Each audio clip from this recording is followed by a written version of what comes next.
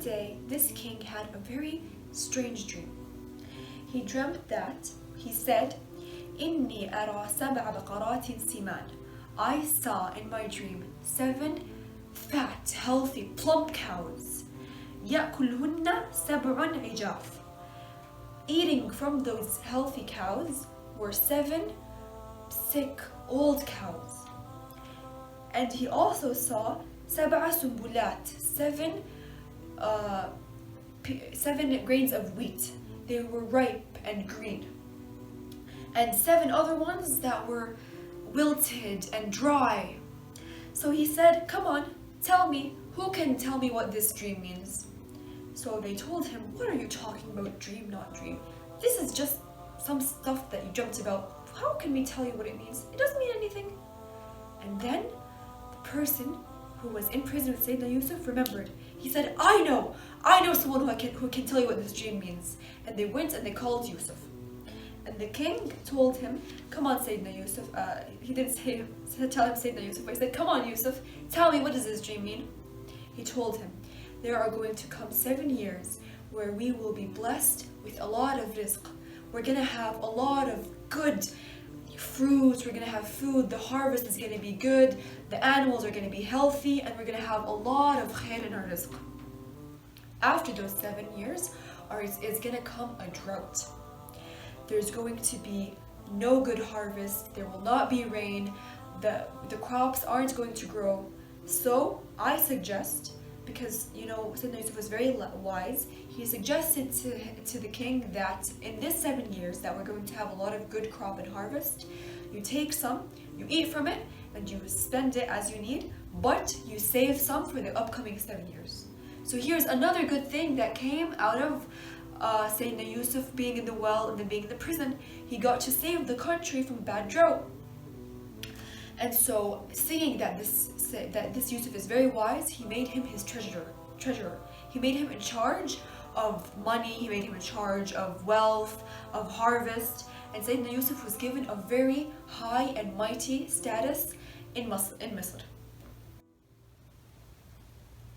So after some time, the 7 years came, the years with bountiful and a lot of rizq, a lot of good harvest, healthy animals to eat from. Those 7 years came, or they started. And the people, or the king of Egypt, sent out messages and announcements to the countries surrounding them, telling them, come to us, get some provisions and take home so that you can be safe from the drought, so that you can have food. So Sayyidina Yaqub, who was back in Jerusalem or somewhere in Palestine, sent his 10 sons, not Binyamin, only 10 of them. He sent them to Egypt to get for them those provisions. He sent them in caravans. Look. Like this, on camels, with them carrying some of their stuff, because it's a long journey all the way to Egypt, the land of the pyramids. So they went and they were asking for their provisions, and maybe someone asked them, are you sure that these are the only brothers? And maybe someone mentioned that no, there's a brother back at home. Yusuf was of course in charge of the treasures, so when he saw them, he knew that those were his brothers. He recognized them, but they did not recognize him. So he asked, are you sure this is it? Are you sure there's no more? And I guess they didn't want to lie, so they said, no, we have a brother back at home. He told them, how do you expect me to give you food for this brother's back at home? How do I know he exists? You need to go back and bring him to me so I can see him and give him his food. Because they can't just give out food without knowing exactly who they're giving it to. But they told him, our father is an old man. We don't want to go back and take this brother. He's very dear to his heart.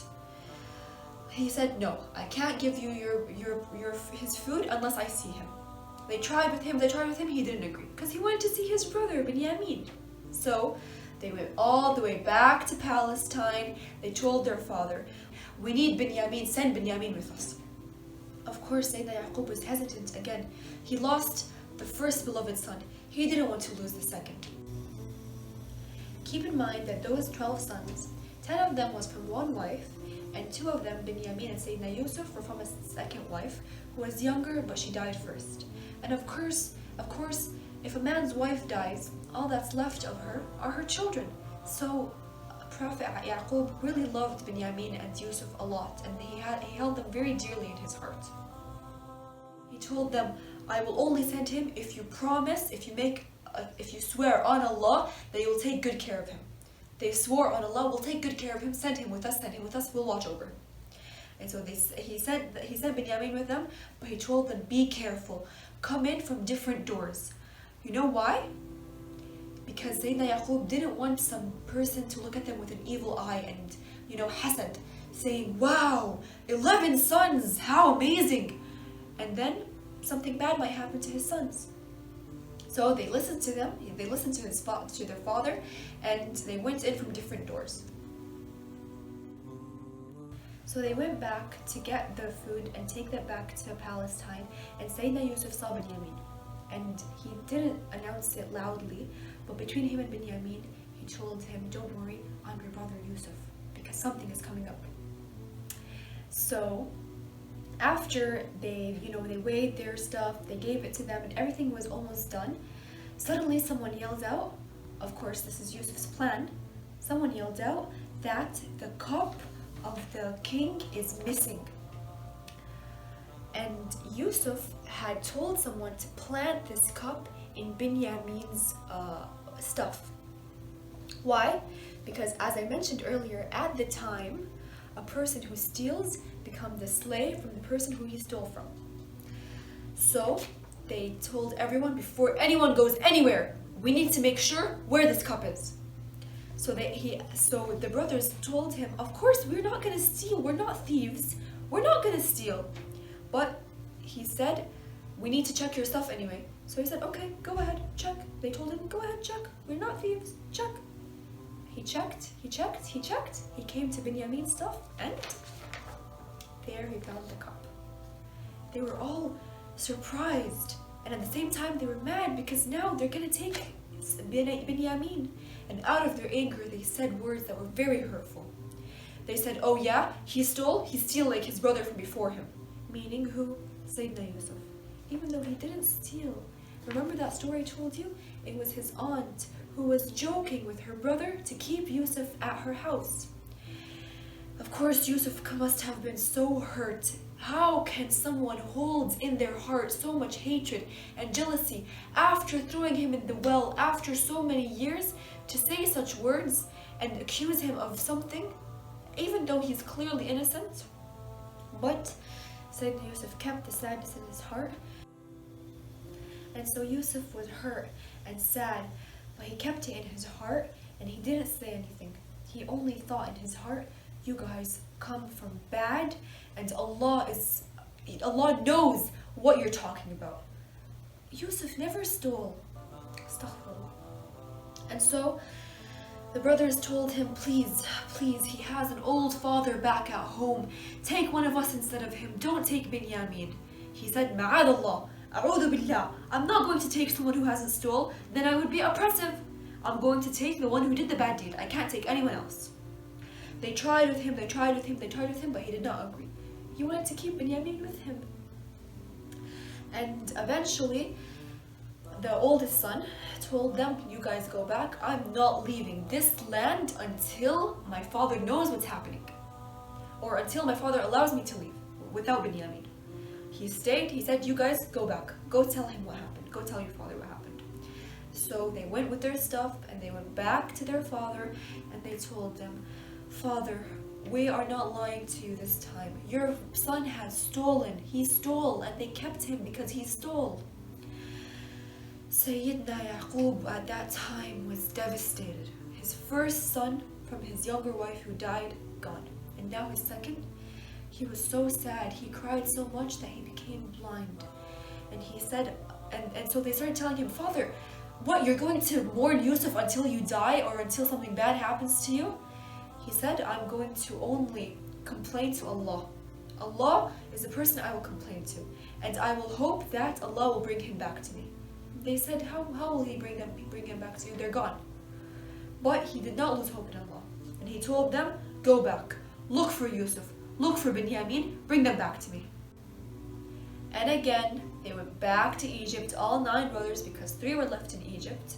All 9 brothers from Palestine took that long distance back to get their brothers back. When they reached, Sayyidina Yusuf, khalas, he wanted to tell them. He came to them and he looked at them and he told them, tell me, what did you do to your brother Yusuf? They were shocked. They were like, إِنَّكَ لَأَنْتَ Yusuf? Are you Yusuf? And he said to them, yes, I'm Yusuf and this is my brother. Take my shirt, take it to your father, let him, if he smells my scent, he'll know that I am alive and I am well. Bring him back to me and come back to Egypt. And again, now all 10 brothers with the eldest son, with his shirt, they go back to Sayyidina Yaqub, and Sayyidina Yaqub, automatically, he said, I smell my son, I smell Yusuf. And they threw Sayyidina Yusuf's shirt on their father's face, and his sight came back to him out of joy. And then the brothers and the father went to Egypt, and after everything that those brothers did to Yusuf growing up, and after they accused him again of thievery, after so many years, he told them, there is nothing that's going to be on your account today. I have forgiven you. Come into Egypt. You are safe here.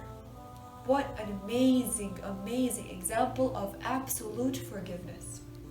And because of Sayyidina Yusuf's mighty status at the time and of how forgiving he was, how amazing he has been to everyone, his dream came true and they all made sujood to Sayyidina Yusuf, and that's how Allah made Sayyidina Yusuf's dream come true.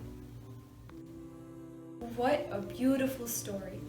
It took us on a very emotional roller coaster, starting from Sayyidina Yusuf being a little boy until he grew up and became treasurer for the king. And we had sad times of Sayyidina Yusuf being thrown in the well, and then happy times of him being reunited with his family and everyone living together peacefully after so many years of hardship. Today I have 2 questions for you. The first question is, what is the name of the eldest brother? He was the one who told them, don't kill him, throw him in the well instead, and he was the one who said, I'm not leaving until I get permission from my father. Second question is, what was the law for a thief at the time of Sayyidina Yaqub? I mentioned this twice, so if you're paying attention, you'll know. I really, really enjoyed telling you this story. Honestly, this is one of my favorite stories growing up and until now, and Surah Yusuf is one of my favorite surahs. Ask your father or mother to read it to you today while you're going to sleep. Thank you for watching this story with us, and I look forward to seeing you next time. Assalamu alaikum.